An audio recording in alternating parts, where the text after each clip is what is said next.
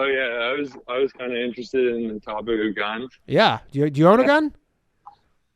Yeah, but I don't like use it that much. I'm Uh, in Chicago. you're in Chicago. I mean, that is a Yeah. place. If there's not a lot of places where I live where I'd be like, I think I want a gun.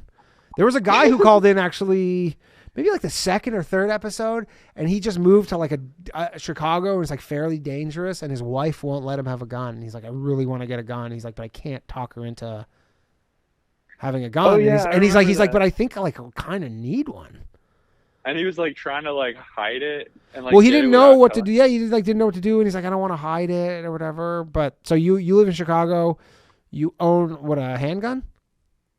Yeah, handgun. But what I was wondering was like the Second Amendment, it's for like keeping a well-maintained militia. Yeah. And I was just wondering like, do you think that would ever practically work out where Um. like a militia would be able to prevent against like government tyranny? Yes, I do actually. I'm telling you, I never bought into that shit up until I lived in America, but more specifically when COVID happened.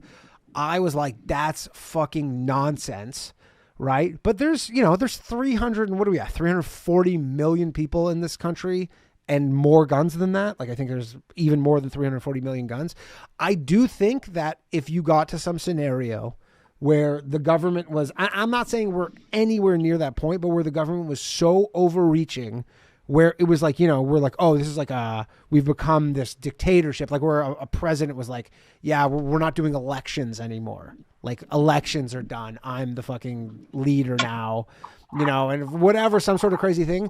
People would coalesce and come together and literally fight the fucking government. And I mean, I think there would be a scenario, a lot of people in the military would kind of like, leave the military because they like wouldn't. But I think there is a scenario. But more importantly, it's the possibility, however slim, of that happening that likely prevents any of that stuff from ever really coming to fruition. I think. Well, I think like the government would be a little more like clever about it and like slowly creep on their tyranny. Like, they made income taxes kind of just like created that amendment out of nothing. And like, Absolutely, but the gun one is the one where people are just like, nope, no fucking way, dude. Like people how like they oppose when they go, hey, we just want like a new thing where it's like a little harder to get a gun. Like you have to like do a background check, and people are like, no fucking way. Now, granted, I don't oh even. no, I'm not I even definitely necessarily. believe you. Yeah, I'm not even necessarily saying that's right. Like probably a background check, the way things are, it's probably a good idea. But like the gun stuff is, you're never gonna get to the point where you're really like limiting him. It's the most difficult thing in this country because it is one of those like 50-50 split issues, like like abortion or whatever, where you're like, at least 50% of people are very in favor of unfettered gun access. Oh yeah, I'd imagine more than 50%. But like, I was thinking like, if how could you possibly organize a militia to fight against the government? Because couldn't they assault like they have a history of like infiltrating any type of like rebellions and like knowing where everything would be beforehand. Oh, I mean, I it just don't would see how not you could be. organize. It would not be easy. I mean, it's this weird thing, right? Because don't get me wrong, I don't believe this at all. But like all the people, like even you turn on CNN right now or MSNBC, and they're still just like January 6th, January 6th. That's all they fucking talk about. There's all this shit going on. They're still just like, remember January 6th when these like 80 people or whatever the fuck almost like became the new American government.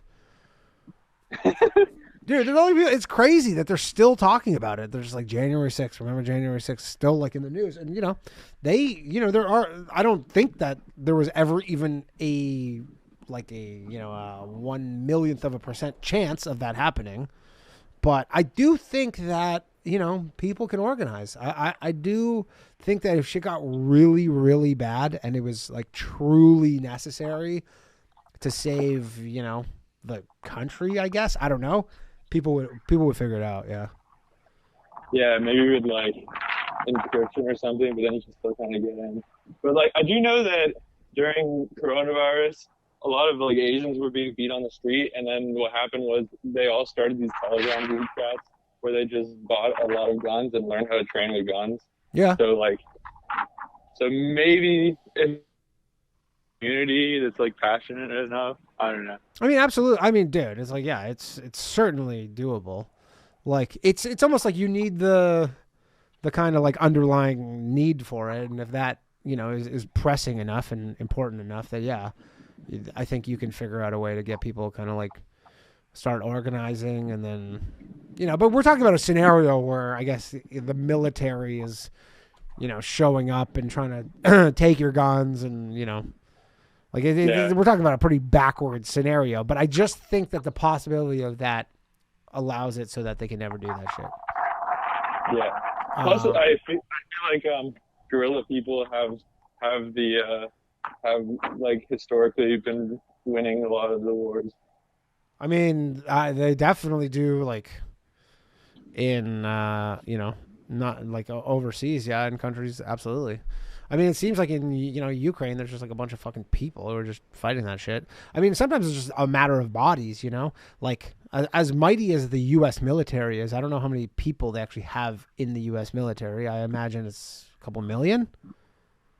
Like, how are you supposed to compete if you have 40 million U.S. citizens up against them who are all just like kind of come together? So it's a tough one, but I do think with the whole Second Amendment thing that it's just like it's the underlying potential of this shit happen that kind of keeps the government in check a bit. Whereas in other countries, they don't worry about that because they take all the guns away, and so they're like, yeah, it's just not something they need to worry about. Yeah, I agree with you. Yeah. All right. Anyways, Thank you. cool. Thank Thanks you for for calling your today. insights. Okay, take care.